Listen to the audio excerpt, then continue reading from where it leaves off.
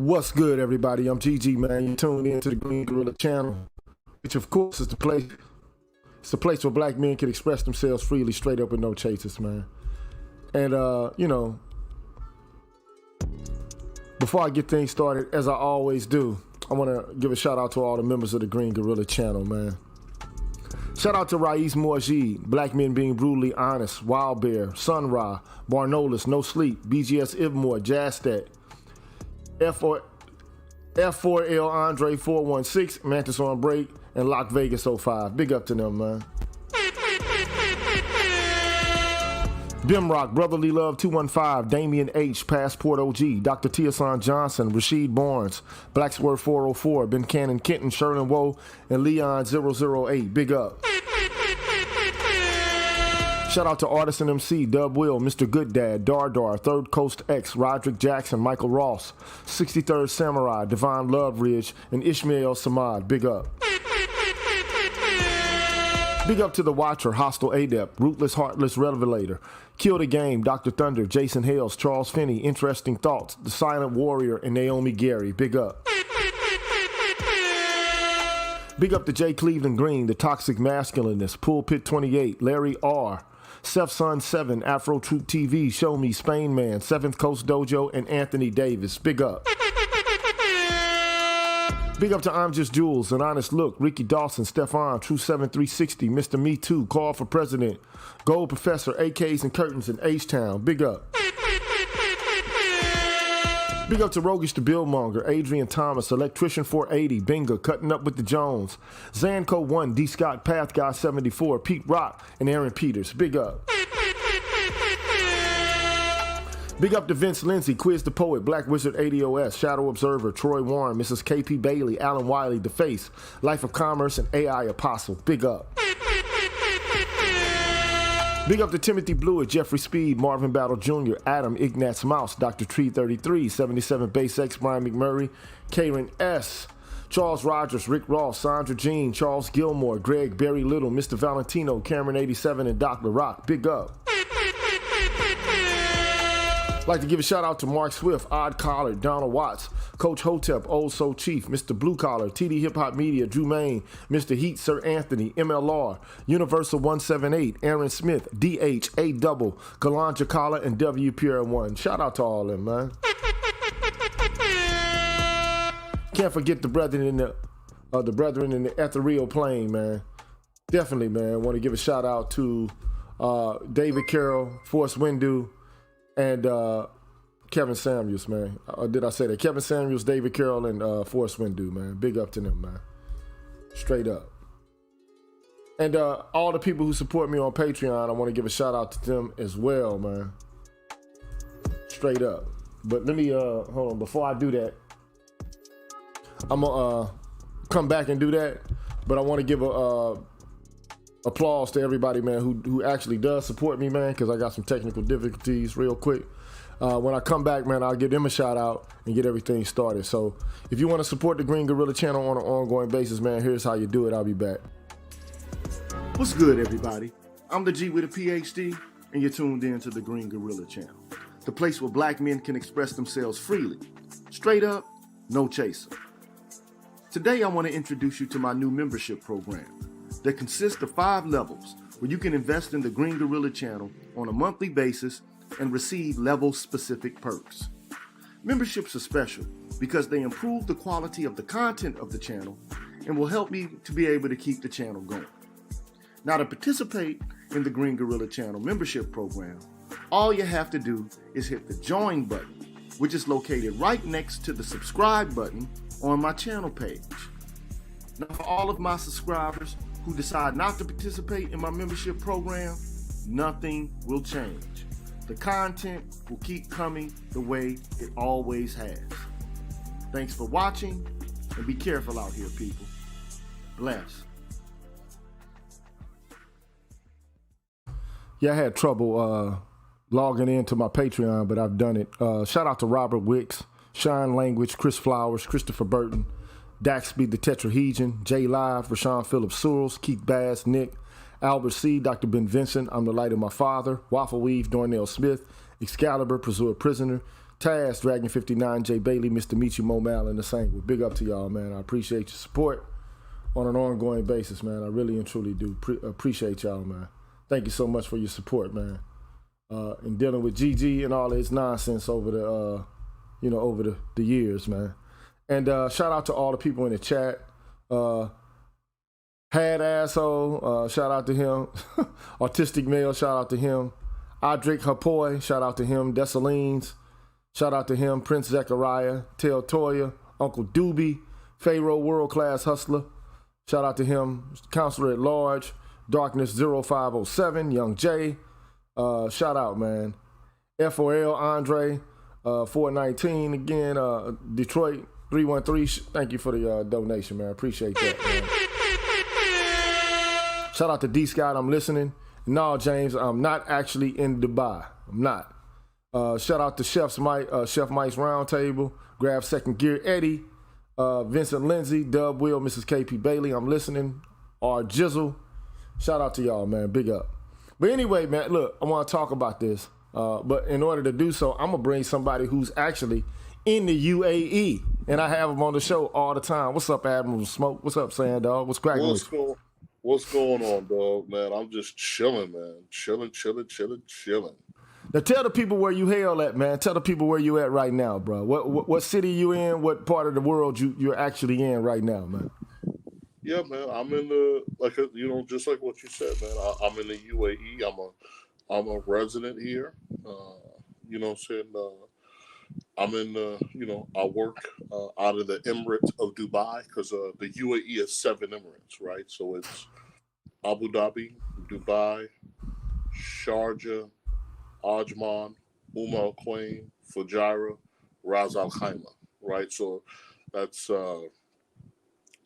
it's made up of 7 Emirates, like states. You know, each one has a ruler, and together it's all one country. Right. But, yeah, man. I mean, it's a great place to be, man. You know, people are, you got people from all over the world.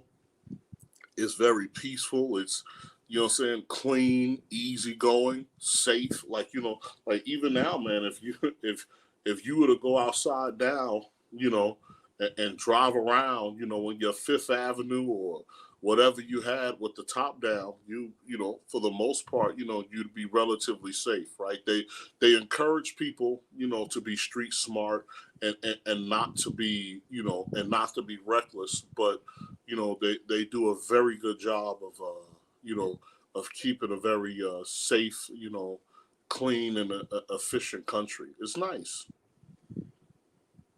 I mean, in other words, your experiences have been pretty good in Dubai. Yeah. Yeah. And just for the record, you are a black man, correct? Correct. I am black. Yes. I mean, you're not an Arabic man, okay? No. Not to say that there's any such thing really actually ethnically as an Arabic man, but I mean, you are an African American man. Where were you born, bro? Fam, I was born in Selma, Alabama. So I thought you was gonna start singing fucking. You was saying you was born in by the river in a little tent, some shit like that. Well, you know what I'm saying? Sam Cooke or something, man. I was born. Damn near, fam. Damn near. You know what I'm saying? So, but again, I was raised in Brooklyn from like the first grade all the way through high school. So that's where, that's what I remember, and that's where I'm from. So for Alabama, I was born there, but we didn't spend much time. Got you. So, but culturally, you're Dubaian. I mean, right now. I mean, I'm just saying, like, you're they call the people here. Yeah, they call the people here Emirati. Yeah, so like to your very point, right? I ended up in this side of the world, through work, for the most part, right? I came over with the military, and then I came back over. Like I said, I came back over here to work here. So I've been living in Iraq. I've been living in Pakistan. Let me see where else I lived. Iraq, Pakistan, Afghanistan, Horn of Africa. You know what I'm saying? So for the most part, I've spent my adult life, between the Horn of Africa and the Asian, Middle East, and Asian Pacific countries. That's where my adult life has been since the age of 24. And how old are you now? If you care to. Yeah, I'll be 46 if God allows it in October. So it's been a good what does that make? 22 years. Right. Yeah, You know what I'm that's saying? quite a bit of time. So Yeah, here's a question for you though. It says, and this is about the only one John. He says, do you know of any black men in jail in the UAE for what the West would consider minor infractions there? Thank you, sir. No, man. Like I said, at the end of the day, you have to respect the laws, right? So look, for Americans, right, you kind of have a bubble in terms of way societies work. So for here, right, things that certain things, I'm not going to say all, certain things in the Muslim world in general that you will see as a minor infraction in America is a major no-no here. So at the end of the day, in Muslim countries, people don't play around with drugs, right? So you're not gonna you're not gonna you're not gonna mess around and try to be, I don't know, you're not gonna watch Blow and think that you could come and replicate that in Muslim countries. I think Malaysia or Malaysia, it's not Indonesia, Malaysia a few years back, executed guys in Australia for bringing drugs into their country. So those are major. So those types of things are major no-nos here, right? So intoxicants, because remember, religion also influence governments.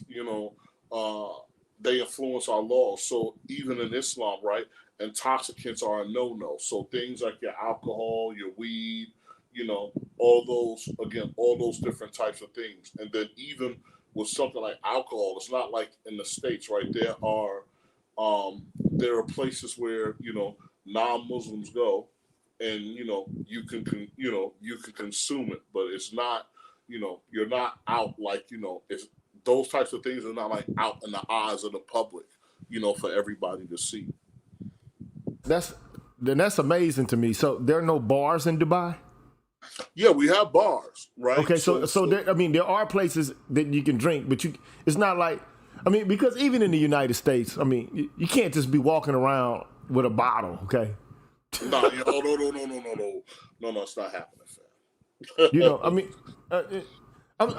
But you can't. There are some places where you can walk around with alcohol, though. Like, say for example, it's Mardi Gras time in New Orleans. Arguably, you could walk around with a bottle of alcohol and the police won't fuck with you. Okay? Something similar could be said about marijuana in New Orleans during Mardi Gras. I don't think too many police are going to go out of their way to arrest people who are smoking marijuana during Mardi Gras. Okay? If you got a bottle of alcohol, a can of beer or something like that in New Orleans during that time, I don't think you're going to get too much flack. Okay? But any other time, you can't just walk around with open containers, man. Even in the U.S., okay?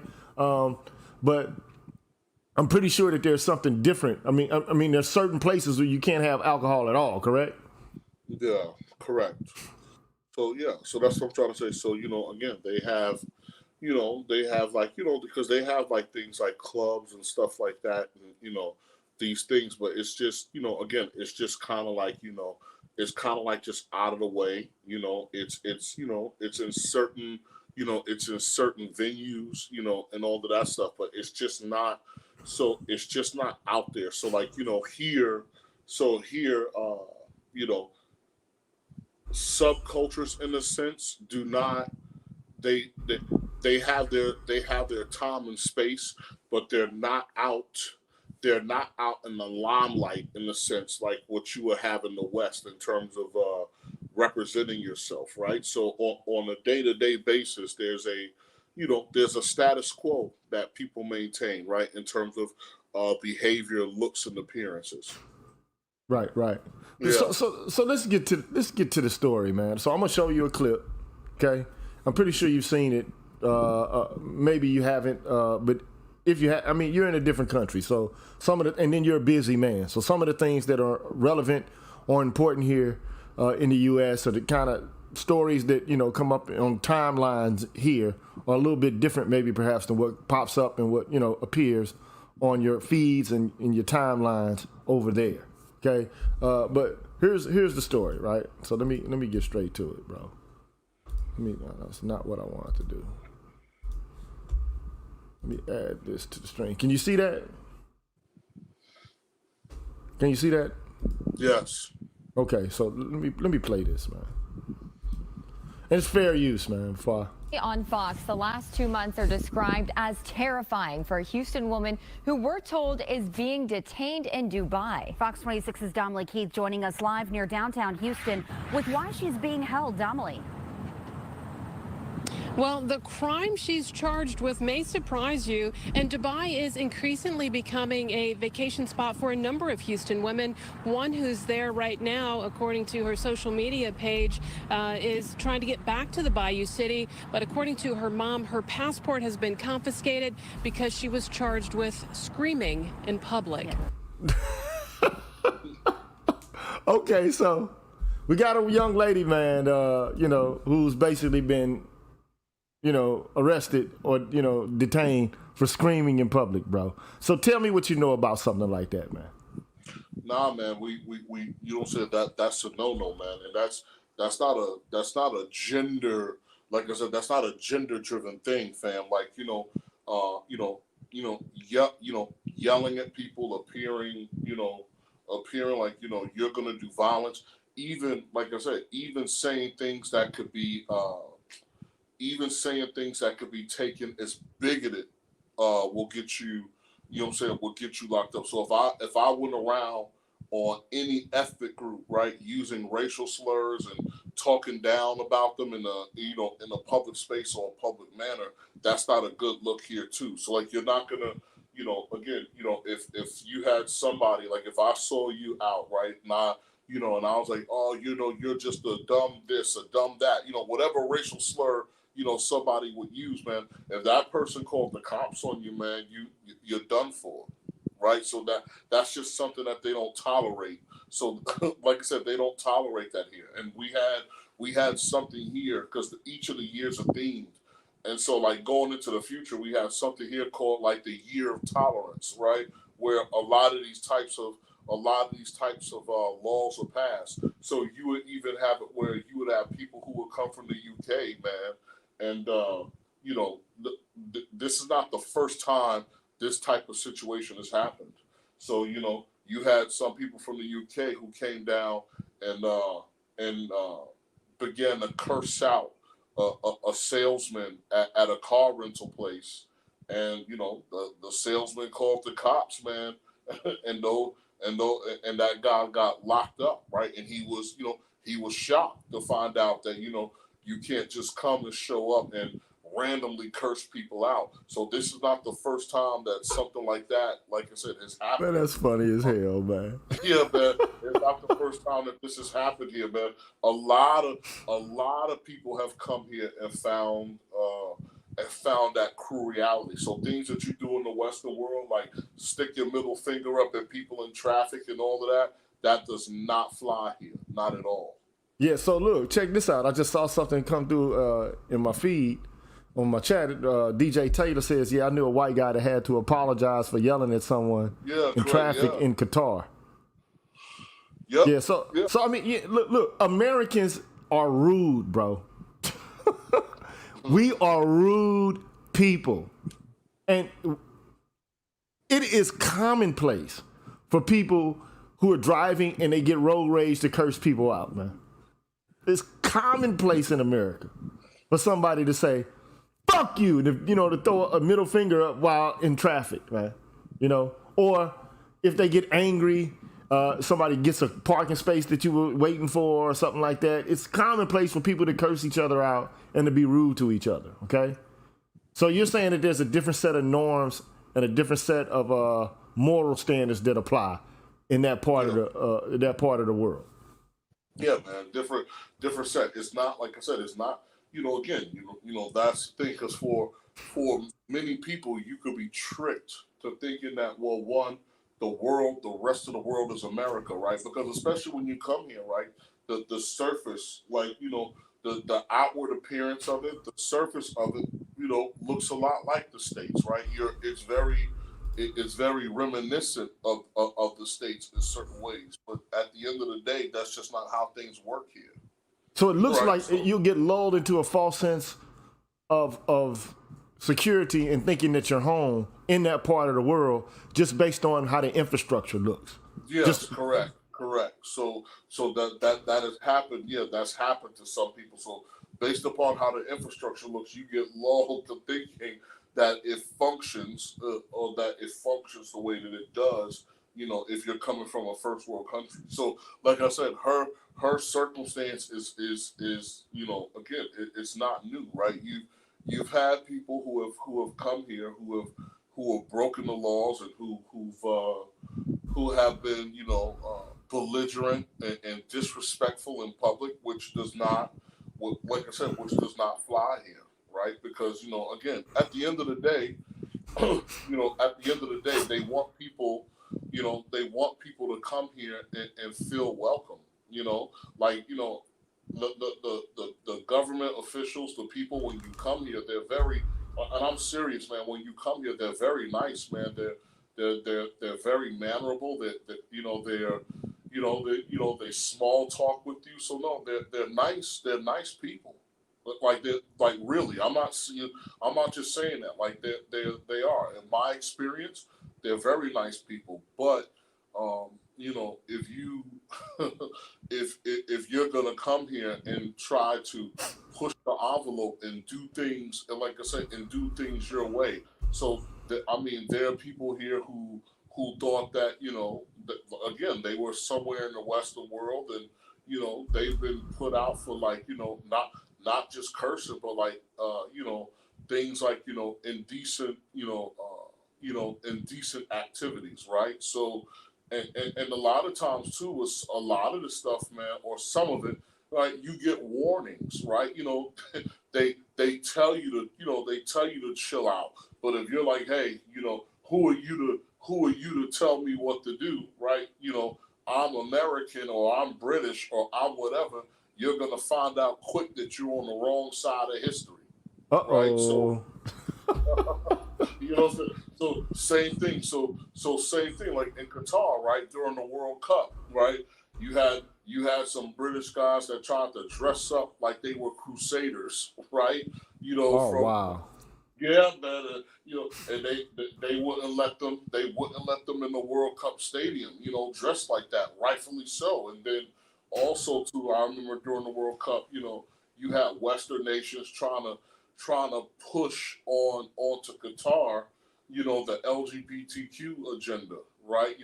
How come they're not letting people wave rainbow flags, and I don't know what that would have to do with the World Cup or with soccer, right? But that's again, that's what they were trying to do, and shout out to them and props to them. They was like, yo, fam, what you guys do over there is what you do over there. We're not about that life over here, right? And don't try to bring those things over here or impose your values over here, right? We have our own set of ideas and value systems in which how we run our nations, and rightfully so, right? Again, wherever you go in life, right? There's a lay of the land. So I know if I go into Gigi's house is not my home, and I can't do as I damn well please in Gigi's house as I could in my own home. So Right once again, I'm having a conversation with my frat brother. His name is, for all intents and purposes, Admiral Smoke. We call him Sand Dog. He lives in Dubai. Okay, he lives in the UAE and has been a resident of the UAE for how many years? Let me see. Officially, man, I came it would be what is this, 2023? Yeah. You don't have to give Oh the man, I don't know. More than 10 years for sure. more than 10 years. He's been a resident, a citizen of Dubai. Never had any run-ins or brush-ins with the law. Correct? No, as a matter of fact, let me tell you what happened to me. What I did have a run-in with the law. We have a place here called JBR, Jumeirah Beach Residence, and I was going to a meeting at a hotel, and JBR is massive, and the hotel that I was supposed to be at was on the other side of JBR, which would have been a walk. Like I was on the far side, the complete opposite side. And so I stopped the police. I asked them, what hotel, where the hotel was. And they was like, man, that's on the other side of JBR. And I was like, okay, cool, thank you. And so I started to, put on my headphones and enjoy the music while I walked. And they was like, man, jump in and we'll take you, right? And so they took me to the other side of JBR, walked me to the counter, right, to make sure that I was in the right place, that the people were there, that I had what I needed. And once everything was all right, they pat me on the back and wished me well, right? Oh, that's nice. So, yeah, man, the people at the desk thought I was some kind of diplomat, or something like that, man. It's like I said, man, you're here. You're good until you do something, until you do something goofy, right? Again, all people ask for anywhere where you go is that you respect their laws and their customs, right? So having said all that, look, let me stop you. So the one thing I want to do right now is give a shout out to ML Law, who hit me up on the Cash App.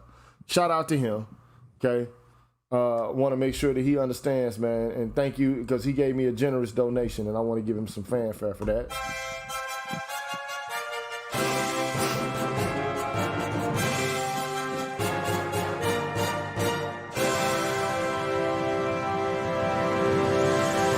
Anyway, man, just shout out to him for that. Okay, so shout out to MLR. Shout out to Corbett Goodwin, who hit me up. Shout out to Listen Brother, who hit me up for, I did a video earlier about Myron from Fresh and Fit and some of the I think a little bit coonish shit that he does. But anyway, shout out to him. Shout out to Gregory Allison as well. So, and shout out to, a whole bunch of people who hit me up recently on the Cash App. Big up to y'all. Anyway, I'm going to show some more of this video, but before I do want you to answer this question. And this is by King. He says, my only thing about them is, and I'm assuming he's talking about Arabic persons, if Islam is so honest and true, why don't they admit who the real Egyptians are? And I know you got some opinions about this, so get into that for about a minute, but don't take off too far into it. Yeah, but that's a completely different country, right? This is a different continent, man. This is Asia. So I guess you would have to get some people who are living in Egypt on the chat, right? and have that conversation with them, right? Because it's nothing that people over here claim, think about, or I believe, for the most part, or even care about, right? This is something this is something very different, right? So the Egyptians themselves are their own nation with their own rules and their own sets of people, and they're not viewed like so. They're not viewed by people on the Arabian Peninsula in a sense as like, citizens or, whatever the case might be. So Arabia is a lot like, again, anywhere else in the world. So, you may have, so like in Europe, right, you may have a quote and unquote European identity, but these are all different countries with very different cultures and very different histories, right? So different languages, an entirely different set of historical context. Yeah. So even then, the dialect, right? So even then, the dialects of Arabic that will be spoken, between these countries are, like I said, are very different. So when you So when you look at like, you know, UAE or the other nations on the peninsula and everything else, they're not looking at they're not looking at Africa or any part of it as their civilization, right? They're focused on where they're at or the landmass that they're on. So that will be a conversation that one would have with the people who are currently in Egypt and Sudan.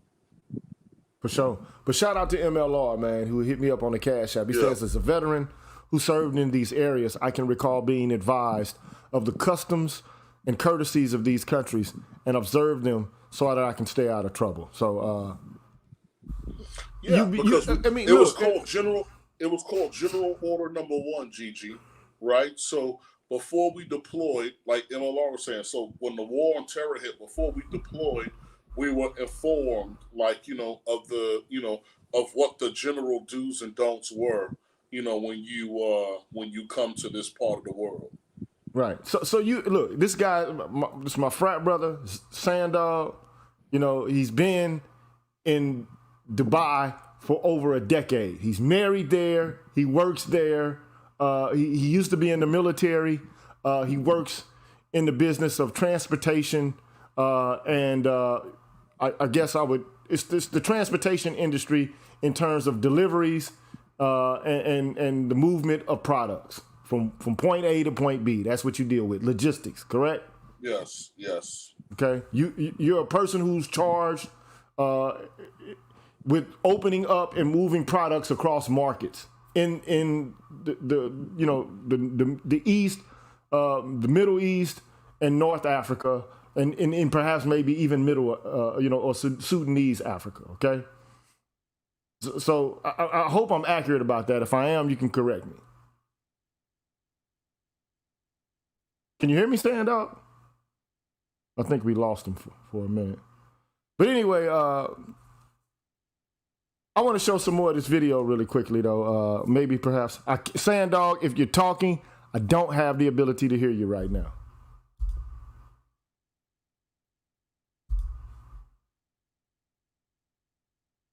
So anyway, yeah, he's in a different part of the world right now. So I'm gonna show some more of this video, just to give people some sort of context.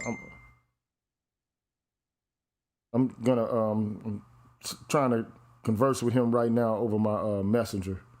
Let me see. Hold on, just so I can let y'all know. You dropped out. Sorry for the technical difficulties. You dropped. Okay. So anyway, let me show some more of this video while we wait on him to come back, okay?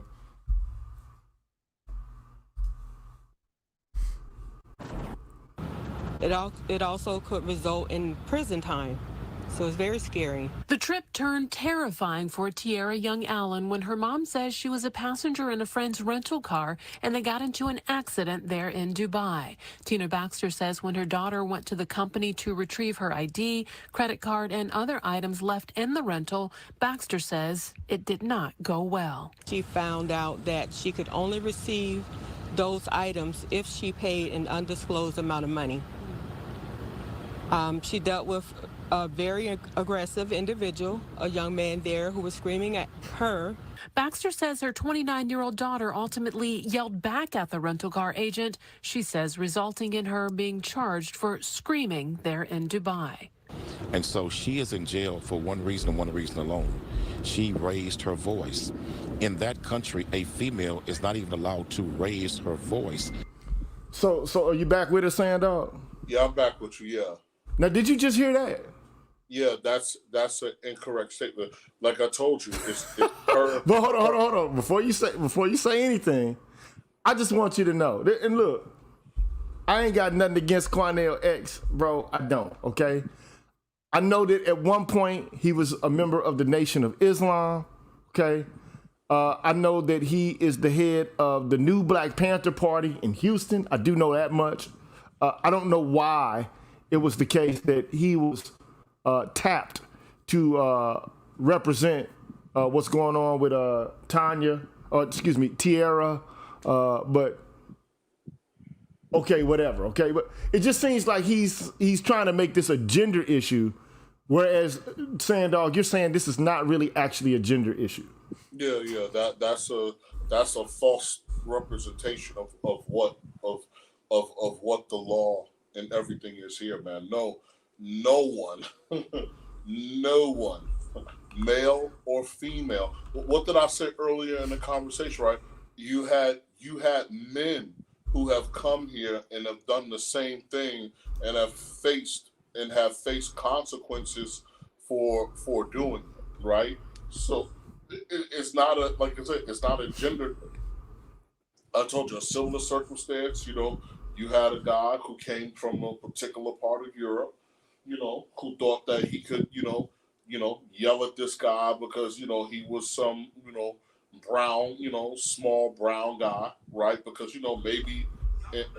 maybe they're accustomed to interacting with people a certain way. And like I said, he wasn't trying to hear it. And so he called the police and, the police dealt with it. Right. So it's not, this is not a gender, it's not a gender thing, because many men have gotten themselves, in a precarious situation for behaving belligerently in public. So in your estimation, this is not a gender-based issue. It's not predicated upon misogyny or something like that. No, not at all. Nope. Now before, let's watch the rest of the video. And here's what kind of, it trips me out, man, because you got, this brother used to be in the Nation of Islam, and it seems like to me he's, it seems like he's skirting the line and he's pushing a feminist agenda here. Okay, that's what it seems like to me. But let's just listen. So, in Dubai. And so she is in jail for one reason and one reason alone. She raised her voice. In that country, a female is not even allowed to raise her voice. If she raises her voice, it's punishable by jail time. It's been very emotional. There are some days I stay up all night crying. They have a strict law system that is really based on theocracy. This website warns, quote, laws and customs are very different, so be aware of your actions to ensure they don't offend while in United Arab Emirates. Now, after Baxter says her daughter was charged with screaming in Dubai, her passport has been taken, and the American social media influencer who works as a truck driver can't leave the UAE, according to her mom. And her mom says she's been placed under a travel ban pending the outcome of the investigation. Now, it's funny what she calls herself, the sassy truck driver. That's what she calls herself, bro. The sassy truck driver. Can you imagine that shit? Let me keep going. Very frightening. The longer she's been there, the more reality has started to kick in. In our opinion, she did not commit a crime. Don't punish women for doing the same thing a man can do in Dubai. It's not fair and it's not right.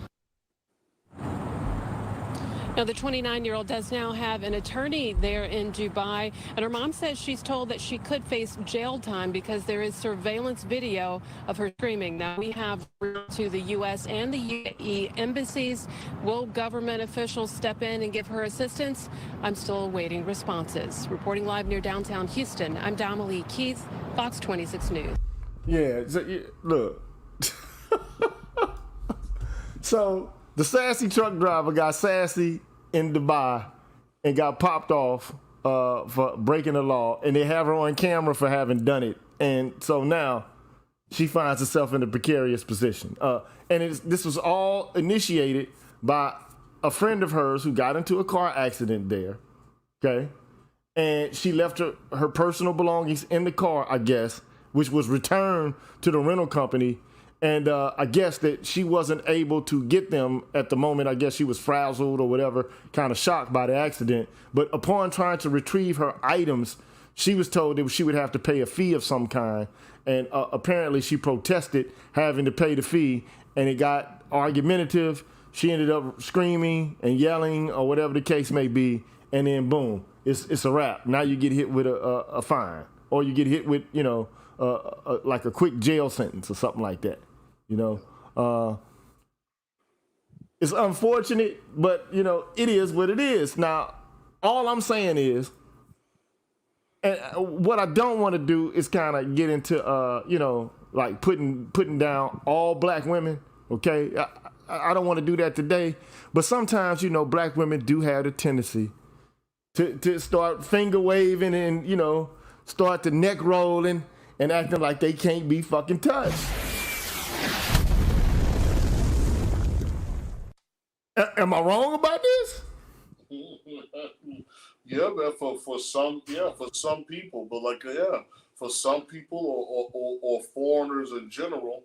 But yeah, you get people that do that, man. And when you get too cute for your britches, man, like I said, you could be bought. You know, you could be brought back into reality. So that applies for me. That applies for her, or you know, residents, visitors. Natural citizens. Again, natural citizens themselves, man. That doesn't, you know, that doesn't fly. Like, you know, that doesn't fly at all. It don't fly in Dubai. Now, just hold your horses. Yeah. Hold it really quickly. This is just hot off the press. So this is something I want to share. I want to share the screen. And this is Angry Man, of course. Hold on, let me see. Why is it not sharing, man? What the frick are you defrag, man? Share. Okay, so you see that, correct? Can everybody see that? You see that? Okay, so let me restart this. It's not long, it's a short. So shout out to Angry Man. So let's see what y'all remember the lady that got hemmed up in Dubai, right? The one that got arrested for screaming in public. Guess what? A chick that knows her sent me a video showing her character. So look, Angry Man done got like somebody that knows her to show video of how she acts and interacts at various moments, okay? Like evidence that she can become out of control, okay? So here's what he found. Check it out. Don't think you're gonna talk shit I'm gonna act like that. and run off. I'm gonna act like that. Cause you're a bitch. Yeah, she just threw soda on him and called him a bitch.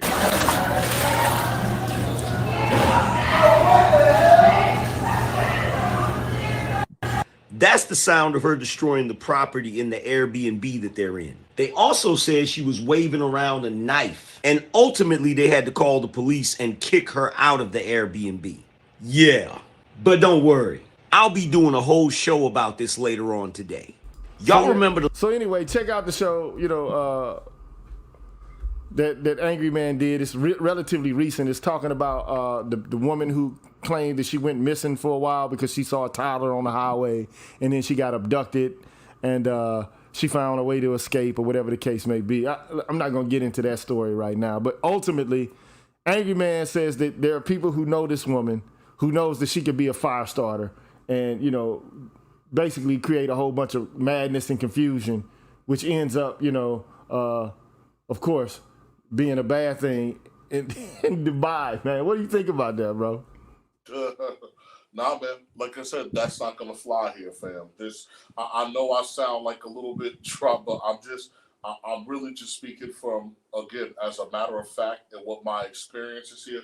That's not gonna fly, man. You are encouraged to be courteous, you know, to be courteous and polite, you know, at all times. And I mean, and that's something that applies to everybody, man. You know, regardless of you know, what your background is here, you know, or what you know what I'm saying, or what you look like, man. It's not you know, I'm not, you know, it's not like that.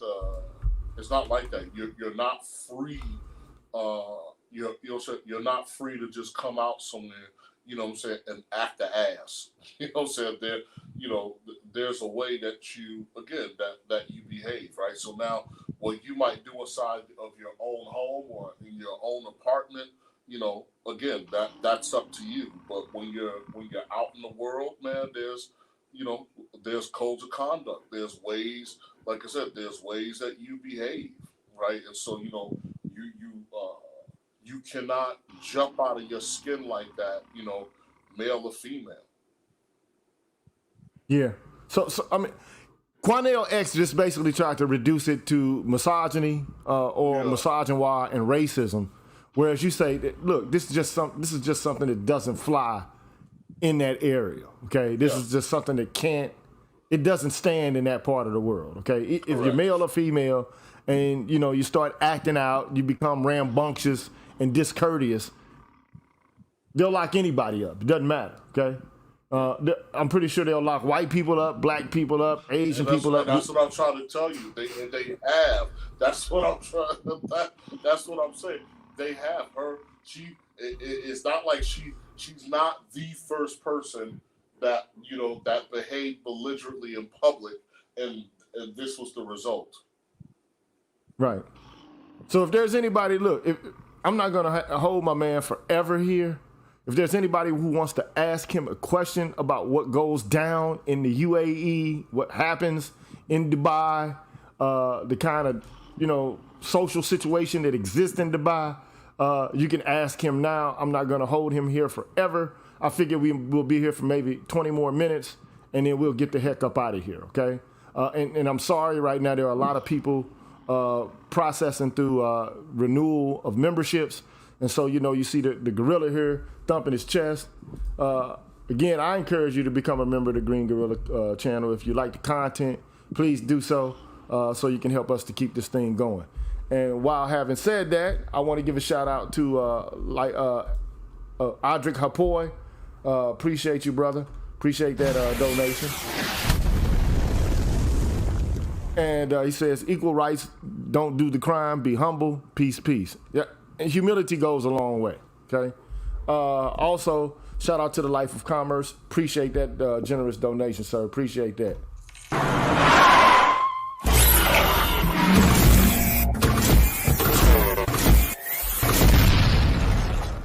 Appreciate that. So we have somebody who's come up. His name is Brandon Thomas. How are you today, sir? Hold on, man. I got to turn you on the other side, man. I got you playing on my. All right, I just turned you on. All right. Okay, so apparently, man, the same chick. Her story is, man, that I guess she's a truck driver, right? Can you hear me? Yeah, I can hear you pretty loud and clear. Yes, sir. Okay, yeah, she's a truck driver, right? But apparently, the real truth of why she got fired is because she drove the truck under influence. In Dubai, is this what we're talking, or we're talking about just in general in America? Is this, in America, like her friends, like if you go look at little Pink Book lessons videos, right? She got a whole video airing her out about all the things of how belligerent she is. Like this is not the first time she's done that. She got another video showing that she did the same thing. She did the same thing in the Caribbean somewhere. So Lord. Yeah, so hey, look, all I'm saying is this, man. Look, we already know that Americans have the tendency to be a little bit loud and arrogant wherever they go, okay? This is just commonplace. This is how people from the United States act elsewhere in the world. And the reason we do this is because we know that we're a world superpower. We know this. Right. And so, and in knowing this, people walk tall. Okay. Now, if you're from a different part of the world, you might have a different kind of disposition as you walk around the planet. Okay. Right.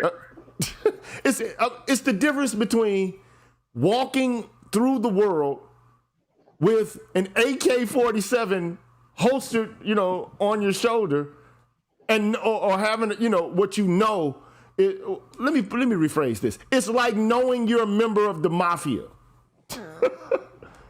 And if somebody does touch you, there will be someone that you have to answer to for having touched you. Right. You understand? Right. You get what I'm saying, sir. So let me before I move forward, I do want to do this. I want to shout out to Salty Balls. Appreciate the donation, sir. Salty Balls. Yeah, Salty Balls. Dude, rocks with me. I don't know how salty his balls are, but hey. Welcome, Wolf, to the stream. How are you doing today? I think this is a woman. How you doing? Nah, it's me. Okay. I thought you might have been somebody else. Thank you, sir. Oh, I don't blame you. Hey, Sandal. Assalamu alaikum. Man, yo, bro, man, can you send me another email, man? I've been meaning to get up with you, man, and I've been looking for you. Please send me another email. We Okay. have to talk. Yeah. Yeah, we got to chop it up. I'm gonna try to reach to you as soon as possible. But anyway, I just wanted to just drop in to give my brothers shout out. But I also want to mention something because like Sandor is well aware. I grew up just several miles north of where he is. Okay. In neighboring KSA. So I can tell you that if you're in the GCC, that's a Gulf Cooperative Council.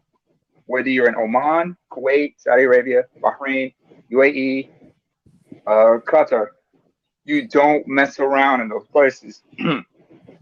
But I also have to mention that it's also somewhat tiered regarding foreigners living in those countries because Sandog, if I'm not mistaken, to anybody who's a Westerner, that you guys are called expats. But those of us who come from developing countries, we're called migrants. No. So it's somewhat tiered with us. So because with y'all, because first of all, my folks, we're East Africans and folks and whatnot. So growing up in the kingdom, we understood that you don't mess around, and because we're migrants, they're a little more heavy-handed with us, and they could just do whatever because we knew that the threats of deportation and such. But Westerners, they're a little more lenient. But unfortunately, with this young lady, she thought she was entitled and whatnot. And my question was, didn't she even bother to contact U.S. Embassy? But I guess not, because I can think of another situation. Huh? Oh, sorry to cut you off, man. But I'll tell a lot of females, man, from the West that's from America, from Western society. I'm like, look, do not go over here or go to another different country with that Western mindset. Don't go the way acting the way you act over in the United States. Yeah, and go to another country acting like that way because it's not going to fly. It's not going to fly. I'm like, what you dealing with? You know what I'm saying? You're dealing with real patriarchy over there, and they ain't gonna have that shit. They're not gonna have that. You going to pop it off your mouth and you talking shit like that. No, they will go upside your head. Yeah. You know what I mean? By the way, before we continue, I tell women, I tell them that all the time. I'm like, hey man, if y'all want to do that, you need to just stick to Western countries. Don't go anywhere else, brother. I hear you, brother. But before we continue, I just gotta say. Before you say anything else, I want to do some housekeeping really quickly. I want to give a shout out to Mississippi Delta guy who just hit me up with a generous donation. He deserves a round of applause for that. Thank you so much, sir. Appreciate that. He deserves some fanfare.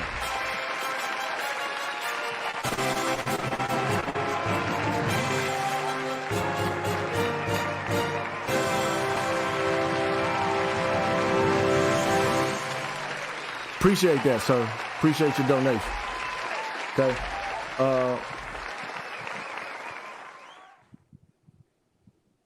The next thing I want to do is I know that's kind of long-winded or whatever the case may be, but look, I got to show appreciation for the people who actually bless me, man.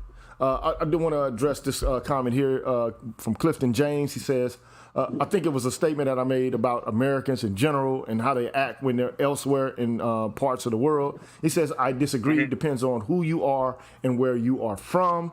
And I echo that as well, okay? He says, when I lived in Hiroshima, I was very regretful as an American by the history of the atomic attack. And so, look, I don't want to, paint with a broad brush, but I do want to say that, typically Americans can be very off-putting to other people elsewhere in the world, okay? And just our culture in and of itself is offensive to some people because we're very self-centered. It's about us individually as opposed to about what's better for the group. We tend to think more selfishly and egoistically, whereas different people in other cultures, like in Asian cultures particularly, the idea of being boisterous and arrogant and self-centered oftentimes is perceived as an act of viciousness. It's not actually a display of virtue. To be boisterous and to be arrogant, to be kind of self-effacing is the moral norm. Okay. confidence is one thing, but to be cocky is another. Okay, it's almost as if you remember a scene from I don't know if you've ever seen the movie Avatar. Okay, Yeah. but it's like being, like when the guy who I think his name is Jake, who initially was transplanted into the body of the natives of the planet, and he was, rolling around in the forest, in the jungle and doing all kind of loud and crazy shit. And the woman who was a native was like, "You act like a baby. You're out there making noise, and you're making noise, and you're doing all kind of shit that's distorting the balance of the natural habitat and the environment in which you are." And so, like Americans tend to think that the world should kind of cave to them as a, like the part open like the Red Sea,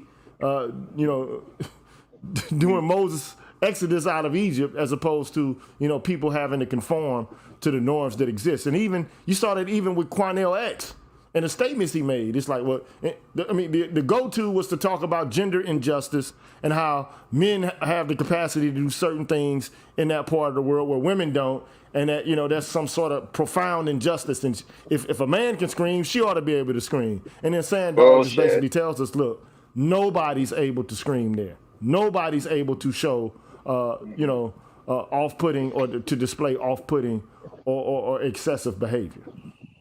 Well, Green Gorilla, if I may, I just want to say, who wants to bet? No, actually, Sandog, you can stay out of this because I know you guys don't gamble. But who wants to put any bets that this woman's going to be on the next episode of Banged Up Abroad?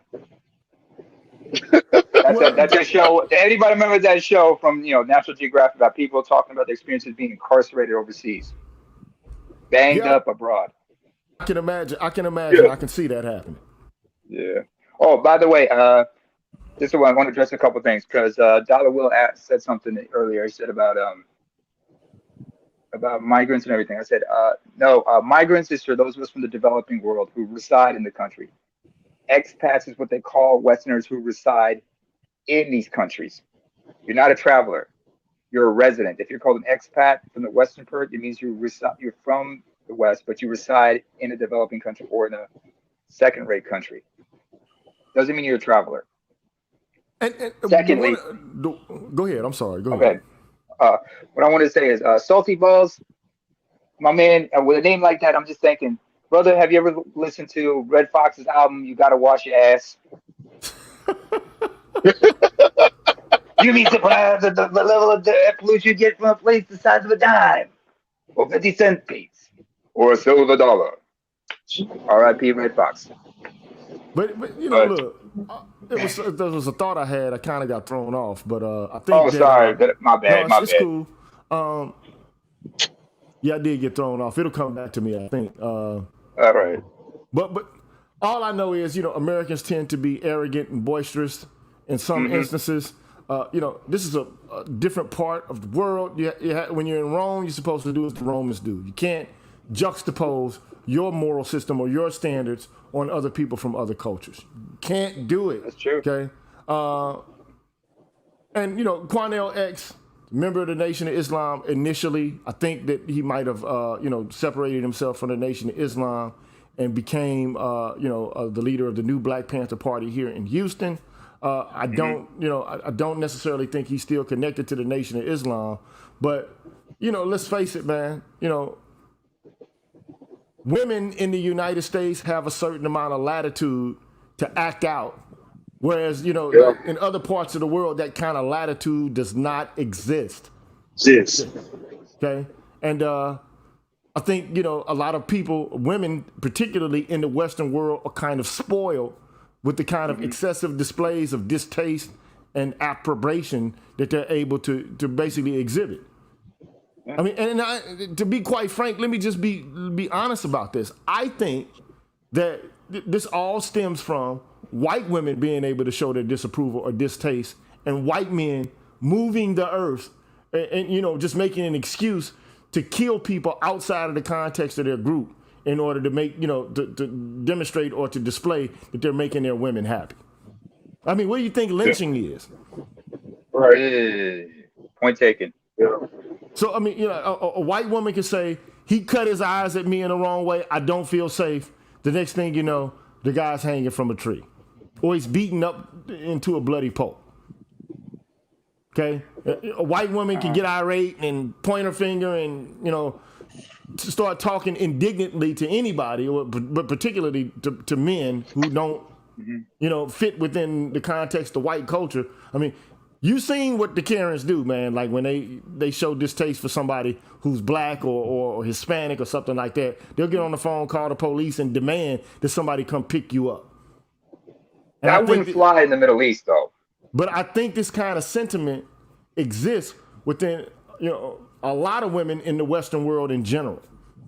I mean, they consider themselves to be able to exercise at any given moment proxy power by means of the police to fix what they, you know what the common conception is when it comes to, I'm going to fix you. I'll take care of your ass. I'm going to get the police on your ass. I'm going to sick some group of men who are, you know, basically they're, by design, their goal, their objective, their aim in life is to protect me and what the fuck to preserve my integrity, not you.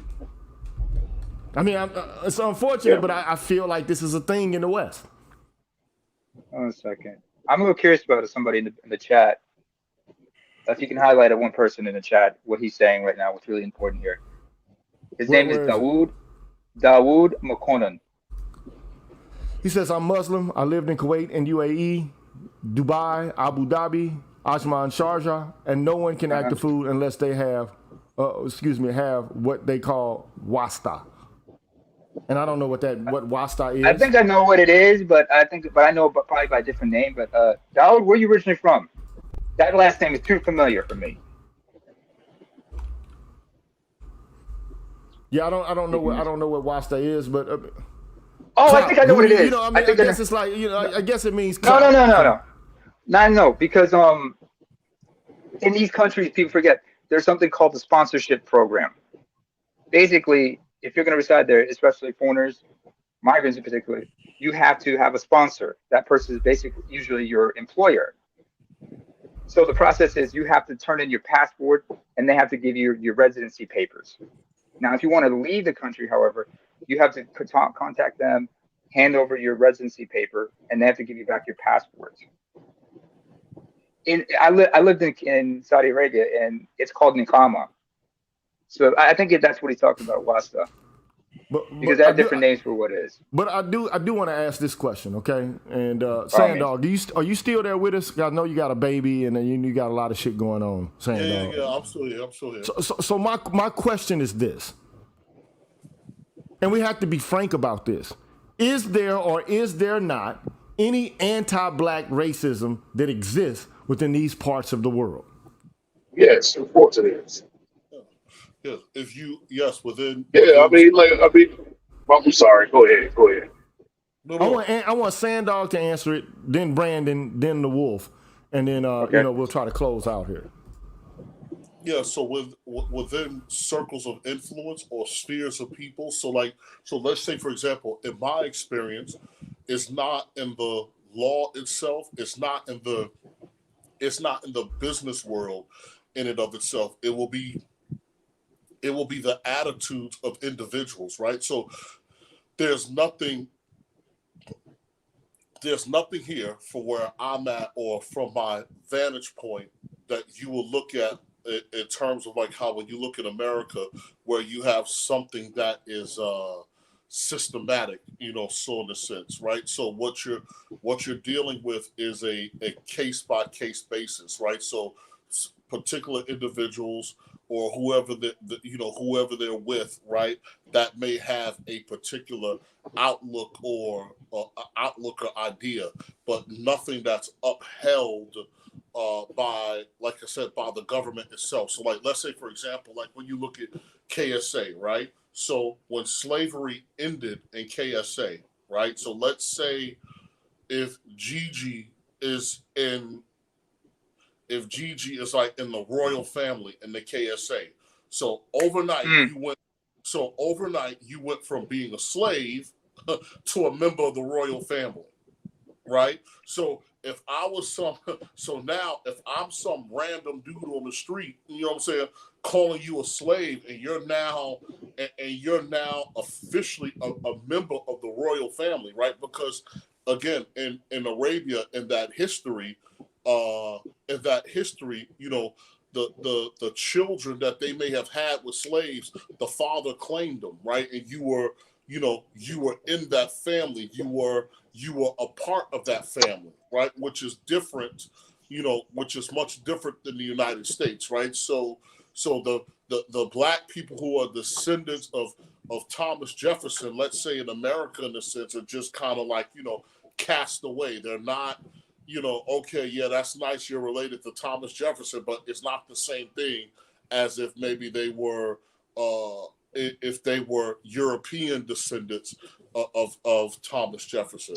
So for here, and like I said, in my experience, it's really a case by case basis. It's not anything. It's not systematic or anything that you would have in the United States. And if you were to flex that publicly, and it could be proven, right? Your ass is grass, right? Because we have, like I said, we have surveillance all over the place here, all over the place. So if it could be proven, right, that you're, like I said, that you're being bigoted or whatever the case might be, you'll be punished for it. And even for me, I've seen it as where is, you would have people who weren't American, right? Who had the opportunity to see justice from the bigotry that they've experienced. So that's what I'm saying. So from my vantage point, this is what I've seen. Okay, Brandon, what do you think? I mean, when I was coming from the standpoint, man, where, uh, if you, because I was going to the history context, man. You way more versed than I am on it, man. I'm thinking about the Muslim slave trade and the whole fact that they'll call you a hobbit, which is a slave, pretty much. You know what I mean? So that's where I was coming from, man. But I mean, the way Sandog put it, man, I mean, I had to step back on it. Okay. Well, I mean, you're entitled to have your opinion. I mean, if you disagree with Sandog, that's okay. Yeah. But no, he actually lives there. So I mean, I don't live there. I mean, I've never been there. You know what I mean? So I really, as a boy, my comment when it comes to racism being over there per se, right. he has he has more knowledge than that than I do because he lives there. Right. Right. So shout out to Wolf, man. What do you think about this? Because I want to make a statement about something, and then we can kind of I'll let you answer that. You can, because it's not going to be popular, but go ahead. Okay. Oh, just to back up what Sandog said about if an Arab sired a child from a slave, he had to claim him. The ultimate example would have been the late Amir Saad Salim. He was a short-lived sheikh of Kuwait,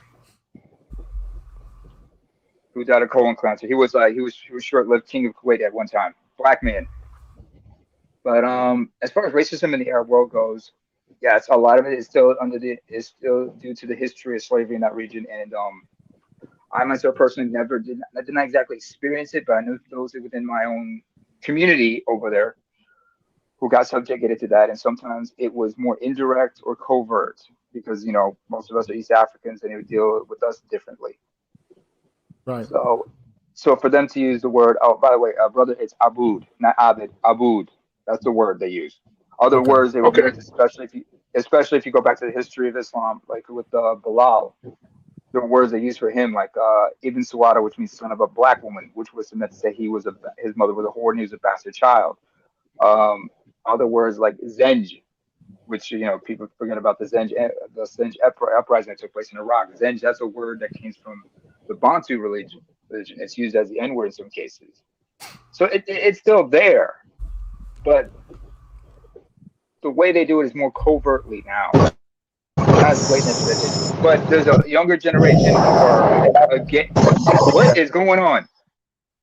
Yeah, what was that? Yeah, go ahead. I think his microphone. I think he might have been making a transition to movement or something. Go ahead. Oh yeah.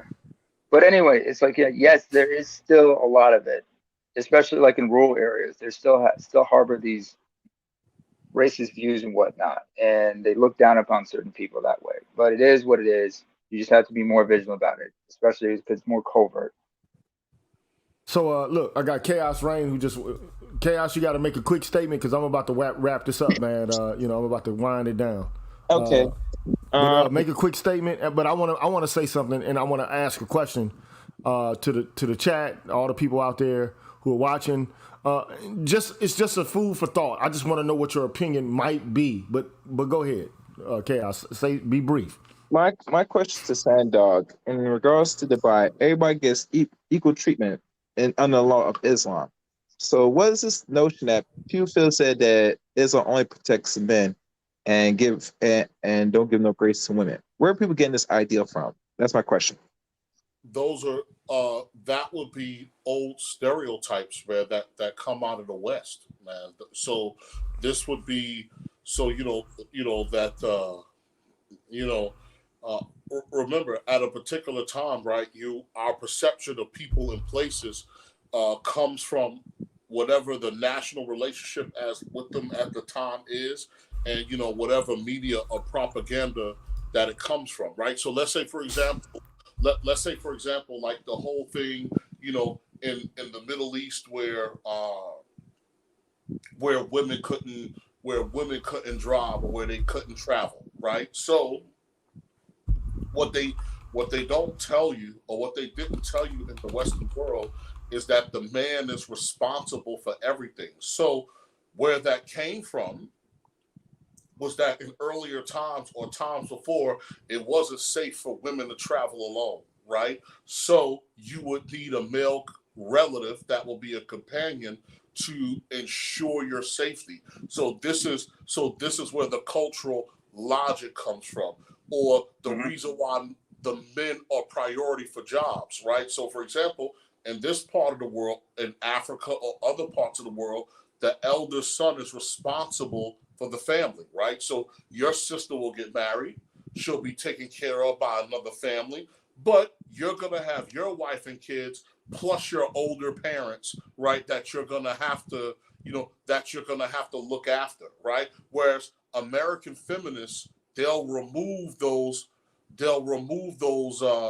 points as to why people do what they do and give you an American lens at it and say, well, this is just what they do, and and they're oppressive. So a lot of that will come from the media that we have. So like, let's say for example, again, in Saudi of old, let's say if my wife went out and stole a pair of sneakers, right? The authorities are not going to talk to her; they're going to talk to me. Right, I'm gonna be, I'm gonna be the one that's gonna be that's gonna be seen at fault, right? Because I'm the head of household, right? So I may be the one that's held liable. So again, different societies, different parts of the world, they have their different ideas, they have their different nuances. And sad and most unfortunately, especially for a lot of us at times in the Western world, you'll have, especially whatever the narrative is at the time, right? You'll have certain things that'll come out, right? That will be taken out of context or not contextualized in the right manner in terms of how that behavior relates to those people. Gotcha. The reason I asked the question is because, I had to ask it because, I'm somebody who just so happens to believe anti-Black racism is ubiquitous, okay? It's overt in some instances, it's systemic in others. I believe that oftentimes we're subjected to microaggressions as well as macroaggressions, outright and direct forms of, violence and things of this nature. It ain't no strange secret. If you go to Africa, it's still, in many instances governed by white folks. Like take, for example, South Africa. It ain't no strange secret that in many of the townships, white people had the best land and access to the best, real estate, whereas the natives, they don't. Okay.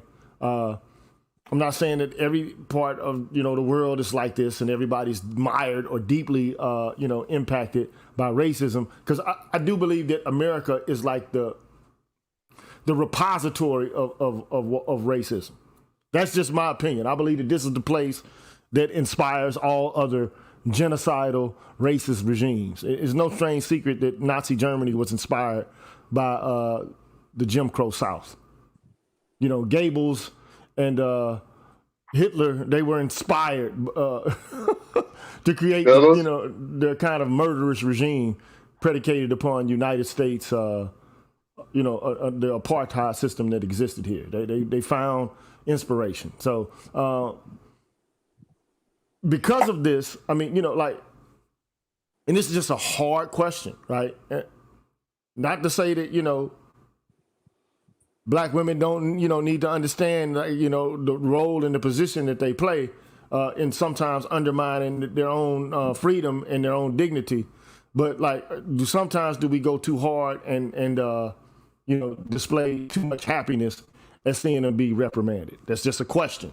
And I hope to open up, you know, communication about it. I just want to know what you think about that. Like, sometimes are we like, okay, like I've seen like divestors have, you know, glee, and they kind of rejoice when they see black men get beat up by the police and shit like that. Is something, are we doing something similar? Is the question I gotta ask. Sandal, what you think?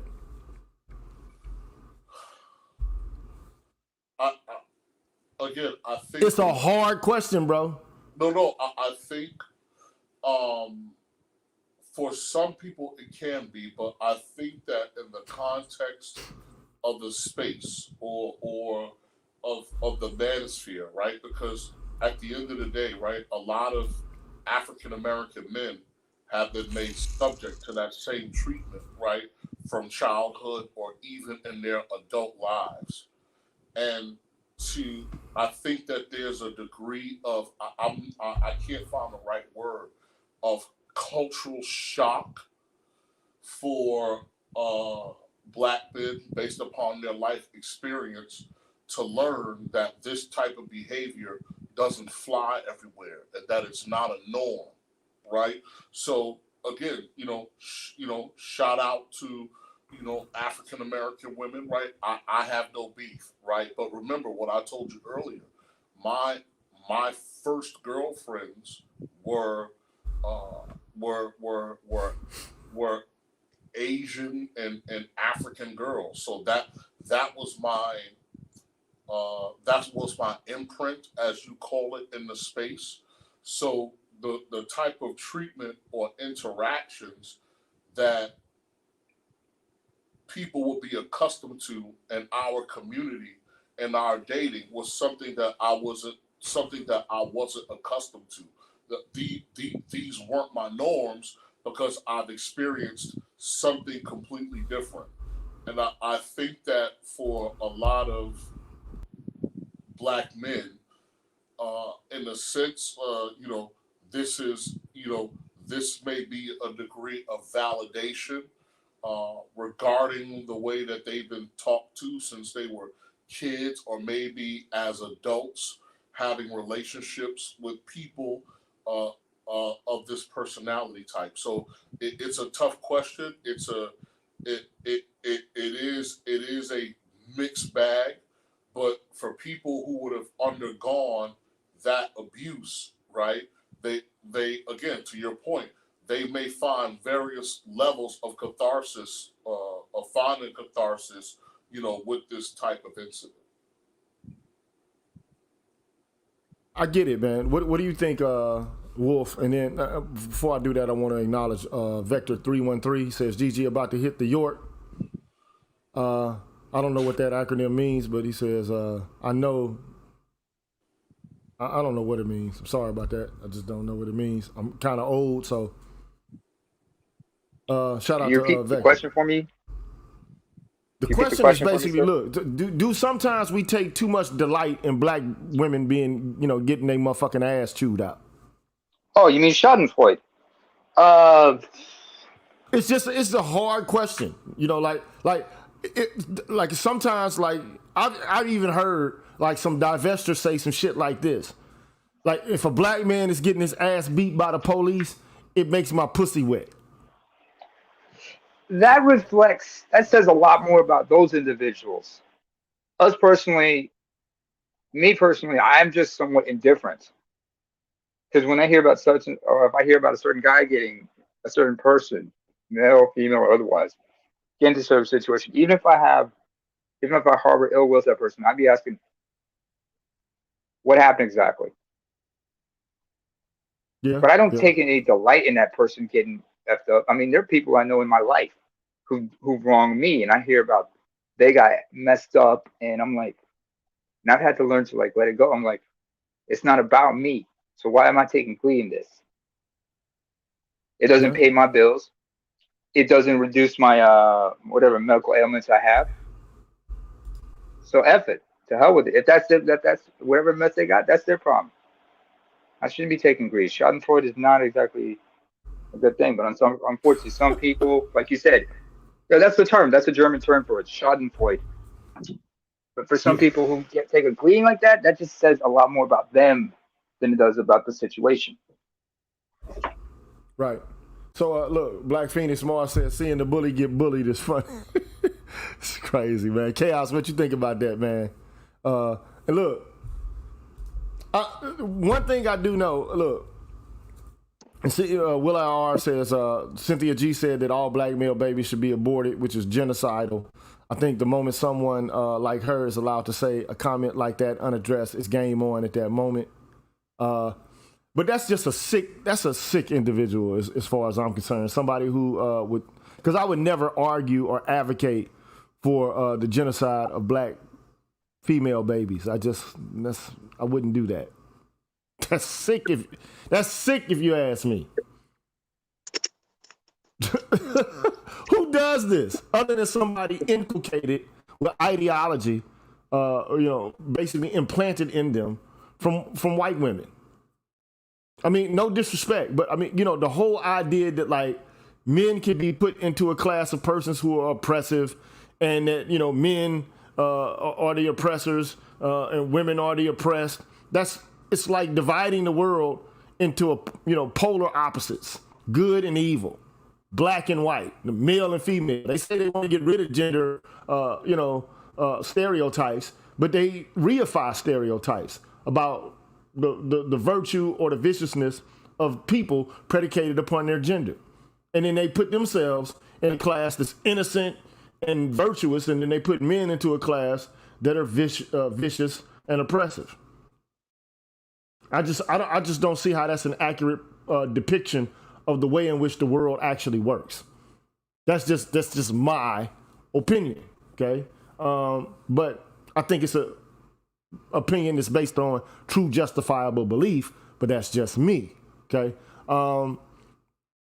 At the end of the day, I think that, there's been this narrative that's been put out by white women, which I think it tries to shift responsibility away from, especially American white women or Western white women, that tries to divorce themselves, or in which they try to divorce themselves from their participation in colonialism, which is a genocidal act, and slavery and segregation. I think they want to distance themselves from those periods of history and then position themselves as a minority group, which I think, quite frankly, given what they've done in the annals of time, is, quite frankly, it's absurd.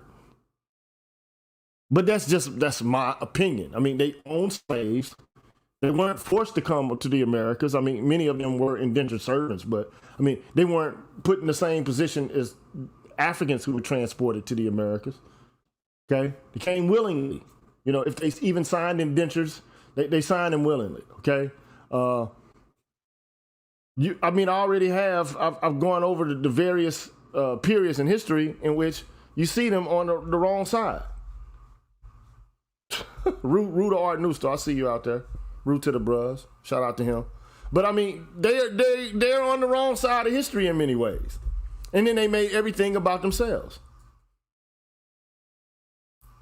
So I just my viewpoint on it is they've been able to turn the value system of all women throughout the world to where it becomes a male versus female thing instead of a racial, a conflictual type of thing.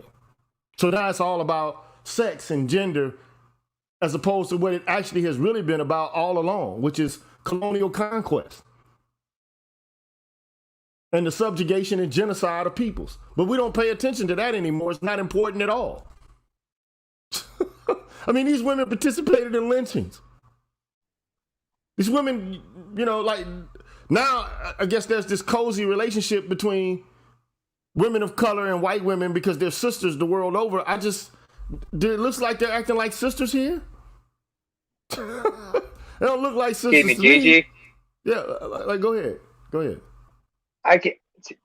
There's a picture from modern times, I think, that can eloquate that question you asked. That would answer your question about being co-opted. Just remember that when the whole Me Too movement started, there was a picture of Rose McGowan and Tarana Burke standing next to each other, arm in arm. If you notice how they look at each other, Burke has a genuine smile on her face. McGowan's just looking at her in a has this weird expression on her face. There's a second picture of them, and Burke is like touching heads with her in a form of solidarity, but she's still smiling. But McGowan has this look of discomfort with her eyes closed. The only thing I'm just trying to I'm lying that. Tell me if I'm lying about that shit. If that ain't a more accurate example, I don't know what is. Look, the only thing I can say is, these women were part of the Ku Klux Klan. No kidding. And many times they were the people who organized the chapters. What people do is they mistake political involvement to only formal political activity. Like they reduce political power to, like the male participation in, the visual display or exercise of political power. But to argue that white women had no political gravitas or no political, organizing power, it's a lie. It doesn't match up with the nuances of history. And I'm just saying, look at the suffragette movement, sir. Trust me, I already know. So I'm just saying they were in many instances, these people were on the wrong side of history. Now they have become a minority group. And then one has to scratch his head and be left, with the question, how did it happen and why is everybody complicit in this? Because it doesn't seem to me like the lives of white women in the United States or in the Western world prior to the advent of civil rights legislation, it doesn't seem to me that they were in as precarious a position as black men or black women or other minorities who lived within these geographical spaces. That's just my opinion. I'm gonna stick with that.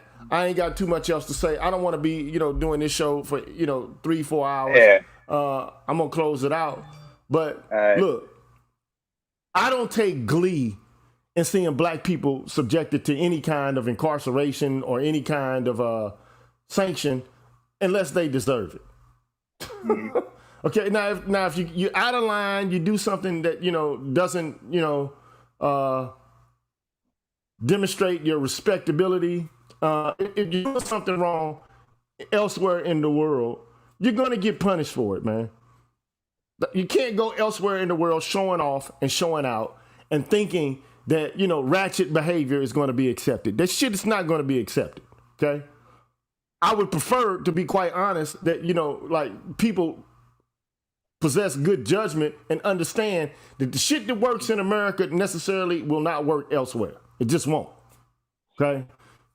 When you're in Rome, you got to do as the Romans do. You can't become sassy. Like that's a red flag right there. The very idea that you consider yourself to be a sassy truck driver. What does sassy mean? What's the definition of sass? Huh? What does sassy mean? Bear in mind, sir, in the Arab world, there is no such thing as a woman truck driver. Women don't drive trucks over there. So when you tell them you're a trucker by profession, they're going to look at you like, you're a what? Can I be honest with you? You didn't drive trucks over there? Can I be personally honest? Go ahead. Oh, go ahead. She's like one of most of these chicks out there that goes to Dubai to sit down and use a toilet seat. Let's keep it real, man. I don't Was know she what goes flown out on to in Gerard? Dubai. I don't know what goes on. I'm just being PG. If you get what I mean, what they say is shit. Yeah. And the reason why I say this, because I'm looking at this overall and saying, wait, a lot of people go to a lot of destinations across the world. And I hear with a lot of women, especially sisters, besides certain parts of Europe, if they go there, or the Caribbean, another nice destination they always like to travel, especially they call themselves a baddie or them hot chicks, is Dubai. And a lot of women have already expressed what goes down in the Dubai. And I'm thinking, if you're a black woman under the age of 30 or maybe above, and you're going down there by yourself with some friends, and you look a certain way, I would have to conclude that you're getting shit on by those Arab dudes. Like literally. And they got money, and they will do it. Because listen, black people sell themselves for less. Now, another thing I want to answer, the question you answer, Green Grill, about do black men enjoy women getting harmed? Ask the question is to give the answer. You remember the old man said that he won't save you, he'll let you go for your pool of blood nonsense. If it's not someone that they're close relationship with, they will sit there and be happy, move past, and if anybody puts harm to women, they're not going to be involved to protect them unless it's their own family members. And it's as simple as my answer. And that's the honest and real answer I'm probably going to give it. Most people in America, we're very selfish. We're individualists. We don't think as the group like that. So if anybody gets fucked up, especially women, if it's not one of our own, we're just going to let it be by is. Some might step in and be the saver hoe and the super saver simp, but majority of men not going to be down with it. That's how I see it. I hear hope you, that man. was clear. I hope that was clear, because sometimes the audio will go in and out. Hope I was clear in my answer. I hear you, man. It seems like it was pretty clear to me. Look, okay. I'm just gonna close it out there. Not necessarily my opinion. Look, all I can say is, look, I've been subjected to sass and ignorance and arrogance. With the expectation that like nothing's gonna happen to me because I'm that bitch or whatever the case. So I've experienced it in my own life. So I know what it feels like. Okay. Do I think that there needs to be a reckoning with that kind of behavior? Of course I do. But I still just to be quite honest, I still want to see black people win the world over. I agree. I don't like to see black people subjected to injustice, whether they're male or female. That's just my opinion. But I'm gonna leave it there. Hey, look. These are just hard. That's just a hard question. I'm not saying I have the answer. That my opinion is the right one. Everybody's entitled to their own. Okay. So having said that, I'll holler at y'all later, man. Thank you for joining me this afternoon and this evening in some places. Holler at y'all on the next one, man.